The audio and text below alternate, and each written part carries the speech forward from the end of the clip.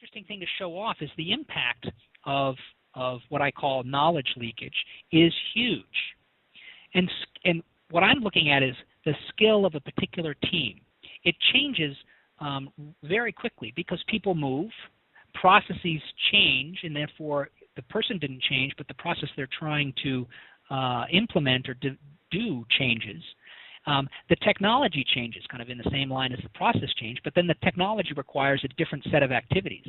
And typically the people we put in new roles, the people that replace the people that have moved on, they typically know less than the person that they're replacing.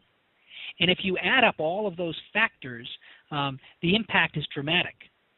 The research that I've done suggests it's between 10 and 30% of a team's capability degrades over time.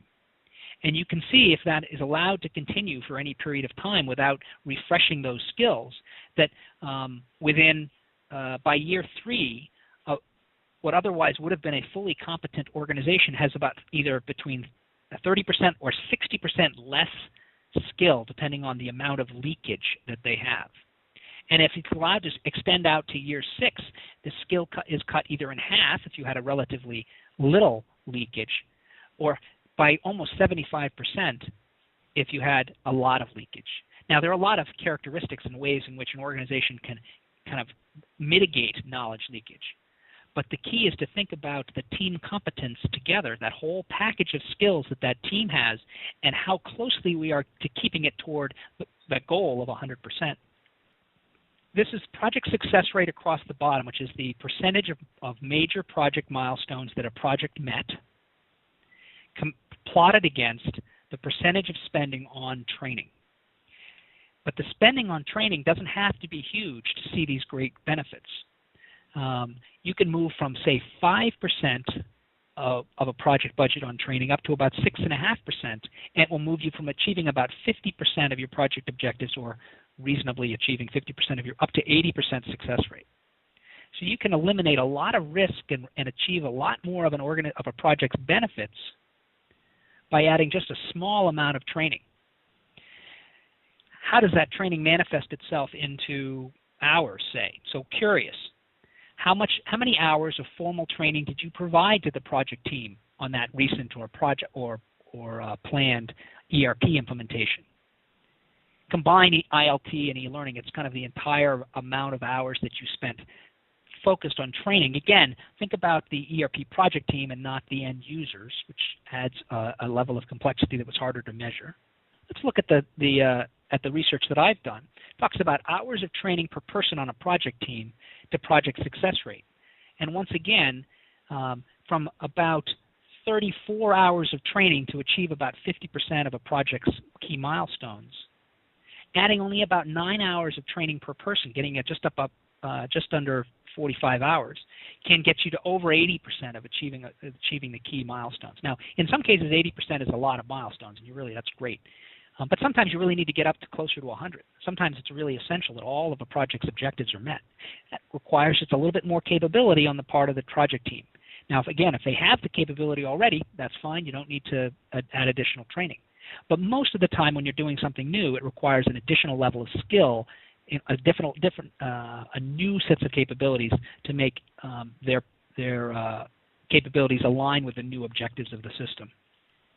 Overall, it's just a talent supply chain. Any of you who work in the manufacturing industry or the supply chain, anything to do with supply chain, would notice that the talent is essentially a supply chain where you have to bring people in through a succession or career process, develop them, engage them, assess and reward them, all centered around some sort of performance management. And I've left some notes in here that might be useful to you.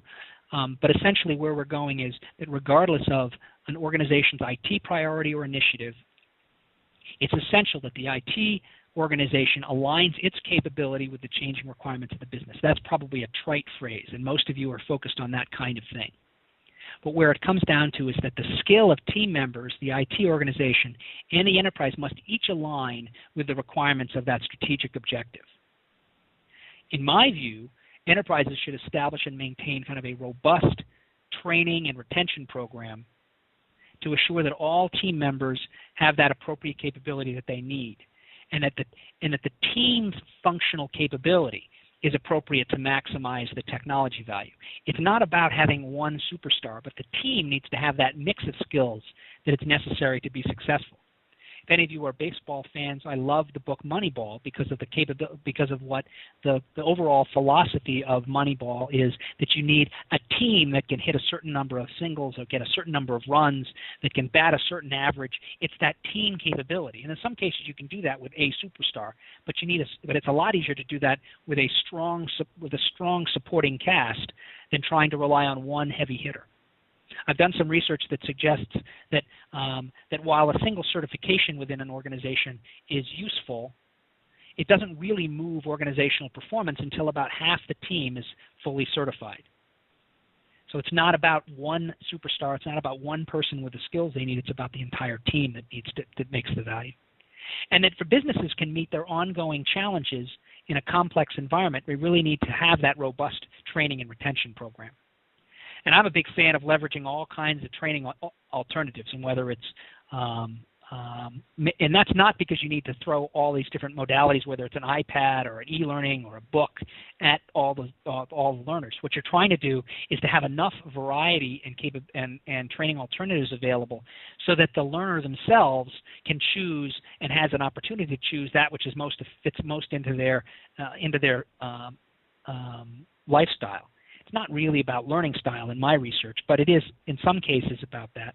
A lot of it comes down to, I don't have any other time than to read this on the book as I'm coming in on the train, or I don't have any other time or I really need to focus, and in order to focus I need to go to a class.